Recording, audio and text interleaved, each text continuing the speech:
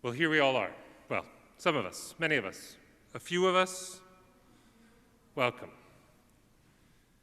568 days since we began quarantine in March of 2020. 81 Sundays that we have worshiped online. And again, we find ourselves at a beginning place. Day one in an ongoing world that challenges us to think anew every day. And we have survived. We are surviving. Not all of us have survived. Over 700,000 Americans have not. A pandemic without end in sight. A world without end that we know as people of faith and that God promises. And yet the living of these days, they're not as easy as we would like. But they are here, and they are for us. Last week, we invited each other to prepare for this day, this new beginning day, by taking a measure of some of what we have lost. I invited you to use this week to think as if it was a Holy Week, the space between a Friday, Good Friday, and a Sunday, Easter Sunday. To think of the promise of the cross, a tomb, and an empty tomb. To think of that joy. To prepare ourselves for the re-entry into this space today with that Easter promise that Christ is alive. Christ is risen indeed. And so here we are. Not quite Easter, not quite as joyful as perhaps we might have wanted, not quite ready to say that the pandemic is over, not without masks, not with singing, but with music in our hearts, with joy, a solemn sort of joy, a cautious sort of hope, optimism, deep down. And in the coming days, in the coming weeks, we're going to be doing more and more, all of us, out in the city and here at the church. In the coming days, you're going to be receiving more information about all the various online programming and in-person programming that will be coming soon to West End Church. It took a big lift to get us to this day, to get us all into this space together. And we're now going to be pairing that out and parsing it out into other programming as well. Kids Club begins online Friday night, October 15th.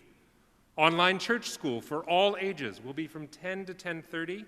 That's kids in Sunday school and adults in Sunday school too, in different spaces. That begins on Sunday the 17th.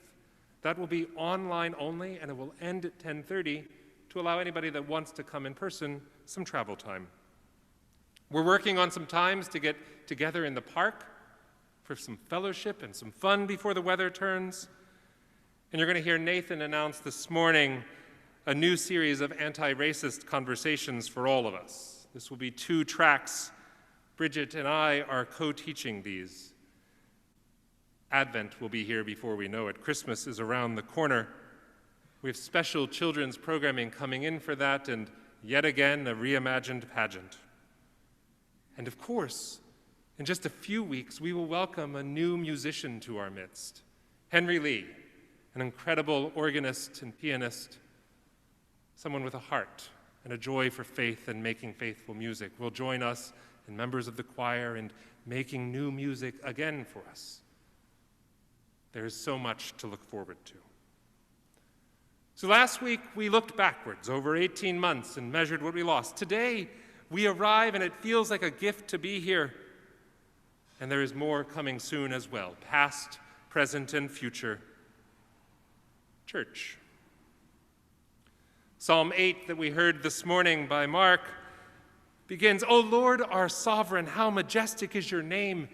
And the psalmist goes on to talk of the majesty of creation and the universe, and the heavens in particular. What then of human beings? The psalmist asks, that even God is mindful. You have been called to care for this creation. All of us have been called to care for this creation, the psalmist concludes. And it goes on to invite us to remember the sovereignty of God. It's a psalm that ends just as it began. O Lord, our sovereign, How majestic is your name in all the earth. The book of Hebrews, that ancient pastoral letter, it's a bit of an exegesis on Psalm 8 that we heard this morning.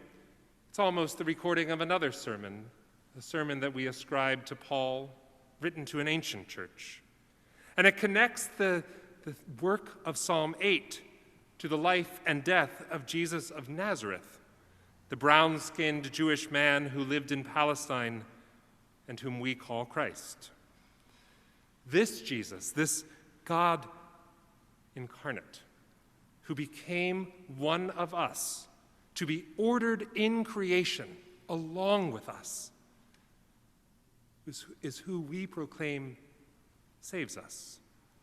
And this Jesus who called God Father, he calls all of us brother, sister, sibling, friend.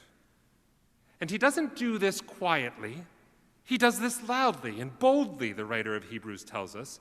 Jesus is not ashamed of us or of calling our names. Jesus proclaims our names.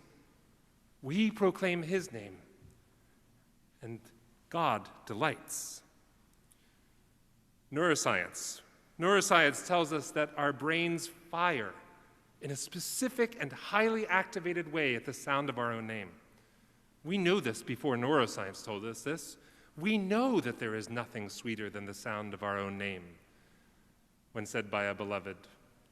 We know there is nothing more pleasing when someone we've just met remembers our name. We know what our names sound like. We know it from very, very early on.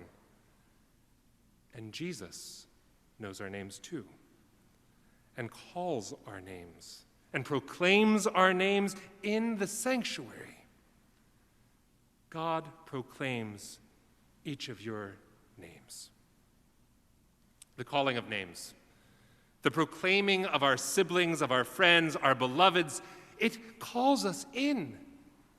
It's an act of invitation, of welcome, of joy. There is a lightness in this salvation that comes from God who knows us through and through, who knows us in our humanity, because God, for a time, was ordered a little lower than the angels and came to be human too.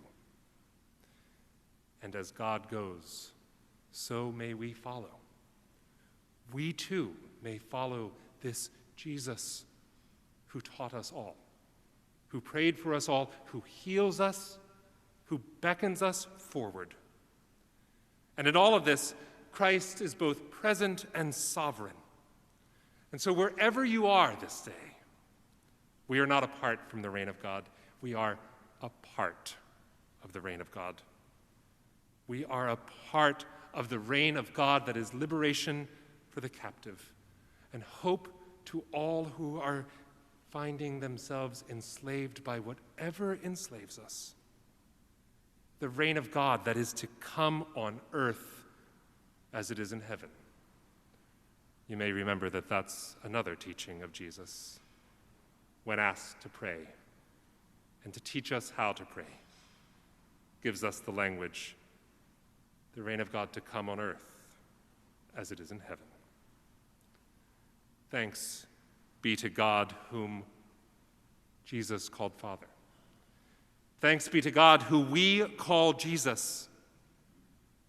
Jesus who proclaims your names.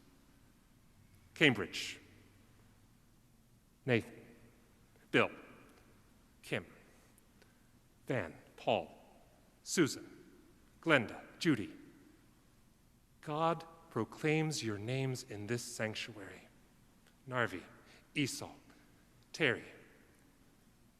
God calls your names. Listen, and we proclaim God. Amen.